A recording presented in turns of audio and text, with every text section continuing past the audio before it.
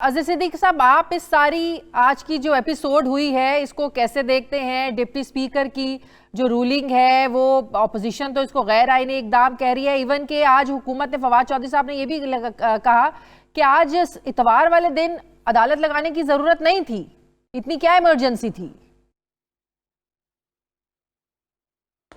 बहुत शुक्रिया। हम हर चीज को आइसोलेशन में लेकर चल रहे हैं। जरा कॉन्स्टिट्यूशन एक लिविंग डॉक्यूमेंट है और उसको समझने के लिए बहुत जरूरी है।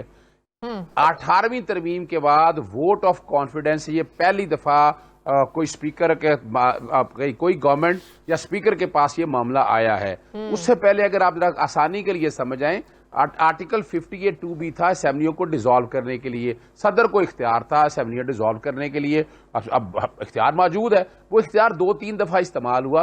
अपना सुप्रीम कोर्ट ने इस मैटर को टेकअप किया और टेकअप करके कहा ये इख्तियार ऐसा नहीं है जिसका दिल चाहे जब मर्जी इस्तेमाल कर दे। और इसी को अगर यहां फिट करें आप कि अपना को नो कॉन्फिडेंस का मूवमेंट ऐसा नहीं है कि जब दिल चाहा, किसी की शक्ल अच्छी नहीं लगी या घर लेट आया या पार्टी में उसने चीजें पूरी नहीं की, आप उसके अगेंस्ट बंदे इकट्ठे करें और करके उसको घर भेज दें। ये तो डेमोक्रेसी की कभी भी मंशा नहीं है। आपको करना क्या है, आर्टिकल 95 को आर्टिकल 17 के साथ मिलाना है। अपना शाह खबर साहब ने आर्टिकल 17 की डेफिनेशन दे दी। यानी आपने खुदा ना खास्ता फर्ज करें, वो एक प्रोसेस बड़ा लंबा और लेंथी है कि जहां बैठ कर तय होगा। अगर कोई ऐसे एलिगेशन आते हैं, कोई आपके पास सॉलिड रीजन है, आप वो सॉलिड रीजन को सामने रखते वोट ऑफ कॉन्फिडेंस आप ला सकते हैं, बिल्कुल ला सकते हैं। और वो सॉलिड रीजन क्या होंगे, वो आर्टिकल 17 के, ये मेरी जाती राय के मुताबिक बड़ा वाजिब, मैं ये नहीं कहता कि ये बाइंडिंग होगी, हर एक का अपना एक ओपिनियन है। आर्टिकल 17 की जस्टिफिकेशन में अगर आप इस तरह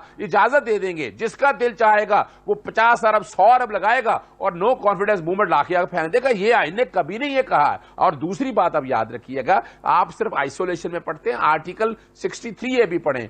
63 ये कहता है कि आप डिफेक्शन हो जाएगी। कब डिफेक्शन होगी, जब वोट ऑफ कॉन्फिडेंस लाएंगे अदम एतमाद के हवाले से, एतमाद के हवाले से, अदम एतमाद के हवाले से, और जब असेंबली का इजलास चल रहा होगा। यानी ये नहीं है कि ये खुली क्या छोड़ दिया गया। और इसी की चीज को सामने रखते हुए आर्टिकल 95 के साथ जब रेजोल्यूशन आती है तो रूल्स क्या कहते हैं, उसकी लीव देनी है, उसकी इजाजत देनी है। क्यों इजाजत देनी है कि सवाल जवाब वहां होंगे, वहां पूछा जाएगा कि वोट ऑफ कॉन्फिडेंस आप क्यों ला रहे हैं, क्या वजह है। वो सवालों में बहस होती है, बाकायदा डिटेल में बहस होनी है। लेकिन हुकूमत तो इस बहस में पड़ी नहीं।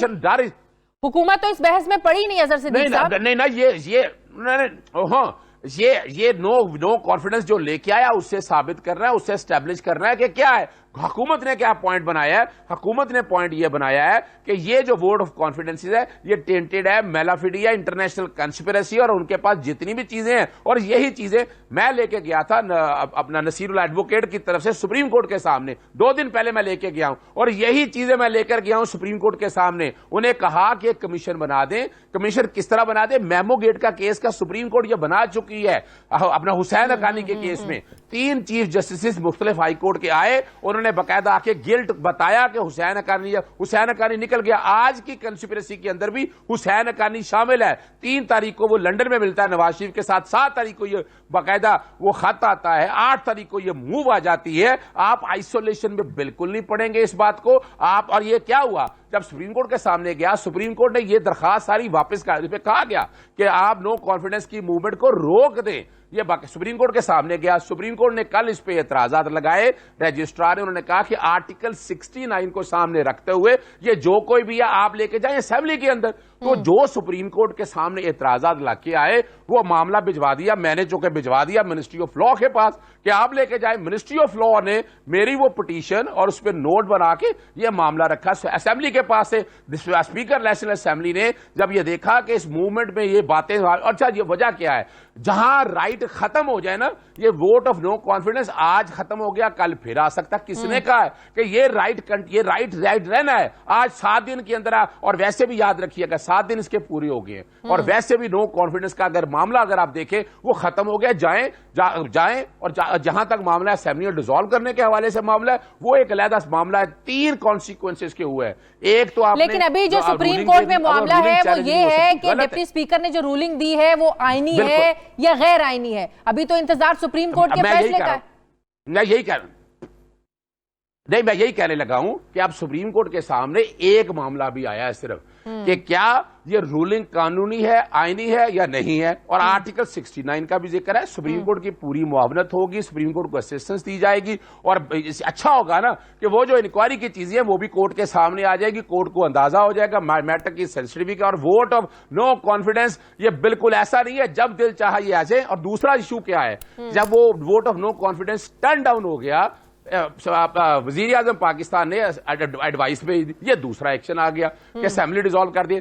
तीसरे में आकर असेंबली डिसॉल्व हो गई और उसके बाद चौथा एक्शन भी हो गया है कि वजीर आजम का बाकायदा डी नोटिफाई हो गया कि वजीर आजम के तौर पर वो वजीर आजम अब नहीं है। ये 4 एक्शन हो चुके हैं जो अल्टीमेटली, और पीछे जजमेंट जितनी भी आई हैं कि यहां ऐसे हालात और वाकया जब ऐसा आए, दोनों सारी सियासी जमातें अर्ली इलेक्शन चाहते थे। तो मेरा जहां तक ख्याल है अल्टीमेट सोल्यूशन इंटरप्रिटेशन का तो अपनी जगह पर मौजूद है, अल्टीमेट सोल्यूशन इसका इलेक्शन है और यही मेरा ख्याल है। इंक्वायरी और इन्वेस्टिगेशन, लेकिन दूसरी तरफ का भी तो मौकिफ, लेकिन दूसरी तरफ के मौकिफ को भी नजरअंदाज नहीं किया जा सकता कि हुकूमत को इस बात की समझ आ चुकी थी, उनको इदराक हो चुका था इस बात का कि अदम एतमाद में उनके नंबर्स पूरे नहीं है, ऑपोजिशन जीतने जा रही है, जो आज ऑपोजिशन ने ये साबित करके भी दिखाया है।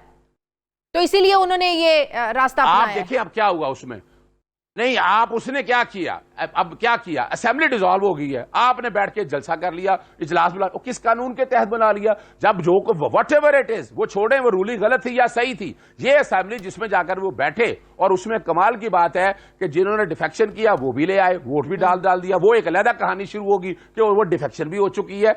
आपका जो ये कहते हैं ना कि कोई कॉन्स्टिट्यूशनल क्राइसिस नहीं है, और जो ये कहते हैं कि जनाब ये ट्रीज ये आर्टिकल 6 का केस है, कौन सा यहां पर आर्टिकल सबवर्ट हुआ है, कौन सा एब्रोगेट हुआ है, किस डिक्टेटर ने आके आइन में तरामीम की है। ये सीधा यानी वही वाला मामला है कि स्पीकर ने इजलास बुलाना था 14 दिन के अंदर, 14 दिन में नहीं बुलाया। इन सब ने कहा आर्टिकल 6 का इतलाक होना है। और भाई आर्टिकल 6 का इतलाक कहां होना है? Don't make fun of this nation. पीछे जजमेंट जितनी भी आई हैं कि यहां ऐसे हालात और वाकया जब ऐसा आए, दोनों सारी सियासी जमातें अर्ली इलेक्शन चाहते थे। तो मेरा जहां तक ख्याल है अल्टीमेट सोल्यूशन इंटरप्रिटेशन का तो अपनी जगह पर मौजूद है, अल्टीमेट सोल्यूशन इसका इलेक्शन है और यही मेरा ख्याल है। इंक्वायरी और इन्वेस्टिगेशन, लेकिन दूसरी तरफ का भी तो मौकिफ, लेकिन दूसरी तरफ के मौकिफ को भी नजरअंदाज नहीं किया जा सकता कि हुकूमत को इस बात की समझ आ चुकी थी, उनको इदराक हो चुका था इस बात का कि अदम एतमाद में उनके नंबर्स पूरे नहीं है, ऑपोजिशन जीतने जा रही है, जो आज ऑपोजिशन ने ये साबित करके भी दिखाया है।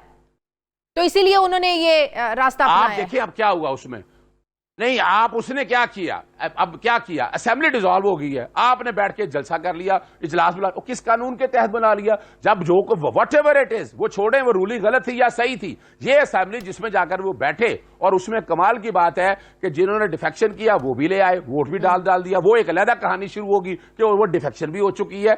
आपका जो ये कहते हैं ना कि कोई कॉन्स्टिट्यूशनल क्राइसिस नहीं है, और जो ये कहते हैं कि जनाब ये ट्रीज ये आर्टिकल 6 का केस है, कौन सा यहां पर आर्टिकल सबवर्ट हुआ है, कौन सा एब्रोगेट हुआ है, किस डिक्टेटर ने आके आइन में तरामीम की है। ये सीधा यानी वही वाला मामला है कि स्पीकर ने इजलास बुलाना था 14 दिन के अंदर, 14 दिन में नहीं बुलाया। इन सब ने कहा आर्टिकल 6 का इतलाक होना है। और भाई आर्टिकल 6 का इतलाक कहां होना है? Don't make fun of this nation.